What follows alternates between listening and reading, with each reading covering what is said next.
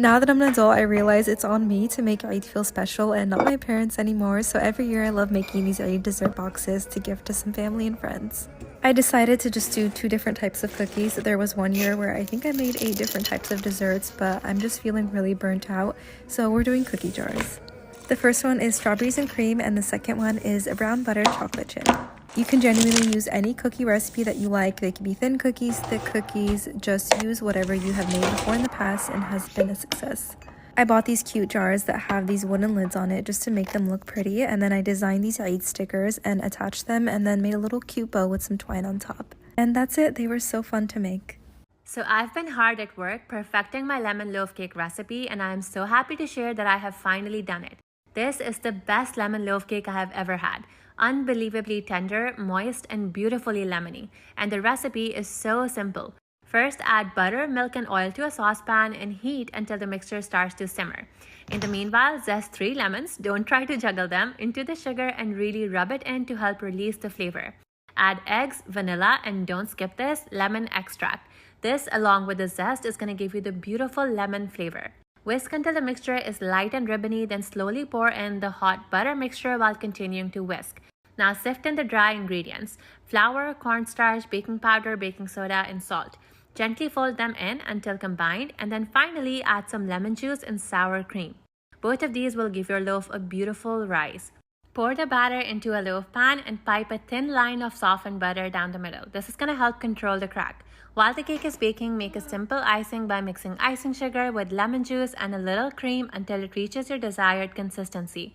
Let the cake cool down a bit, then pour over the icing and you are ready to enjoy. Soft, moist, and so lemony. This is it. This is the recipe. There's only a few meals that I think are perfect, and chicken katsu curry is definitely one of them, so let's make some. Start by slicing some onions and peel the skin of a Honeycrisp apple. To a heated pot with some oil, brown the onions until they're lightly golden, then grate in the apple. Add in butter and flour to create a roux, then season with curry powder, garam masala, chicken bouillon, grated garlic and ginger, soy sauce, oyster sauce, and water. Sprinkle in some sugar, salt, and pepper, and let this simmer for about 20 minutes, making sure to skim off any of the white stuff that comes to the top. And this is optional, but I like to blend my curry so it's nice and smooth. Next, pound out the thicker side of a chicken breast so it's even sized all the way through. Season with salt and pepper, then dunk it in some flour, egg, and panko breadcrumbs. Fry the chicken in hot oil for about 4 to 6 minutes or until the chicken is cooked through. I like to serve this with some jasmine rice, top it off with sesame seeds, lots of green onions, and enjoy. If you like making your own snacks from scratch, you're in the right place. We're making homemade goldfish for episode 7 of Better Than Store-Bought. They're crispy, cheesy, delicious, and you only need a few simple pantry ingredients. The dough is made with cheddar cheese, all-purpose flour, paprika, onion powder, celery salt, baking powder, salt, a pinch of sugar, butter, and cold water. Once the dough comes together in a ball, divide the dough in half and then chill it in the fridge for about 30 minutes to 1 hour. Next, you're going to roll each piece into a thin rectangle. We're using a goldfish specific cutter, but you can actually cut these into any shape you want, including squares, circles, or any small cookie cutters you already have on hand. Of course, the smiles are also totally optional. This recipe will yield several hundred small crackers. You can find the full recipe in the caption below, and make sure to follow along for more homemade versions of your favorite store-bought snacks. Let us know what recipe you want to see next in our series below.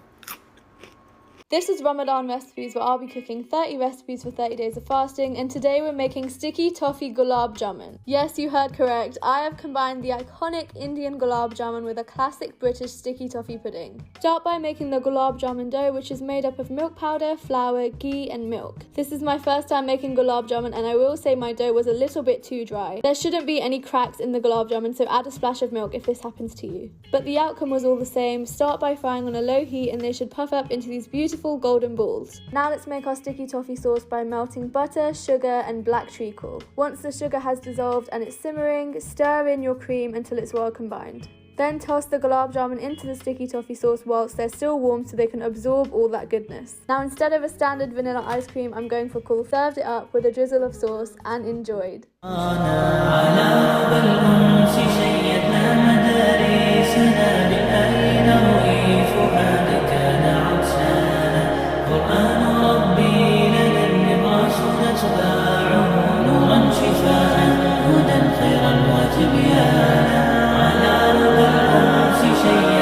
Today I present to you a brand new dessert idea. I haven't seen anybody make these before, so I'm calling it the Croissant Crumble. They're so simple to make. You just need some diced fresh fruit, sugar, whatever flavorings you'd like, cornstarch, and a pinch of salt. The measurements for everything are in the caption. Divide the mix equally between 2 ramekins, and here comes the star of the show, a raw croissant. Cut it into cubes and put half of these cubes onto one ramekin and the other half onto the other. Top your croissant crumbles with a little bit of sugar before baking them at 350 degrees Fahrenheit for 15 to 20 minutes. Finally, add ice cream and enjoy.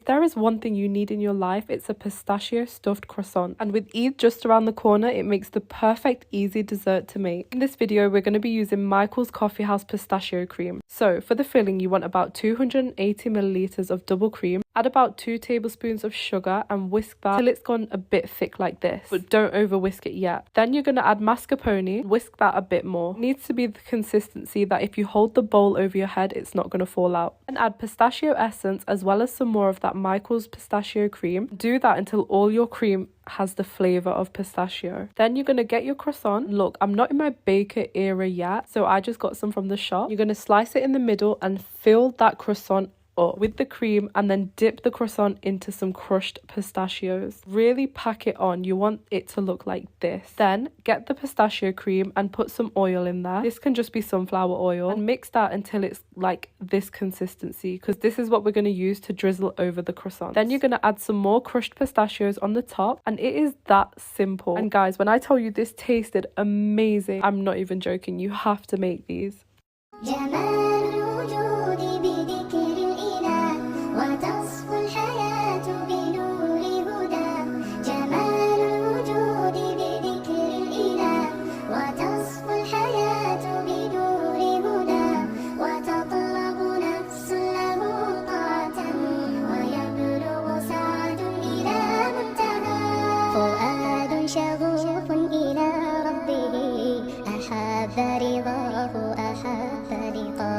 يظل يأتي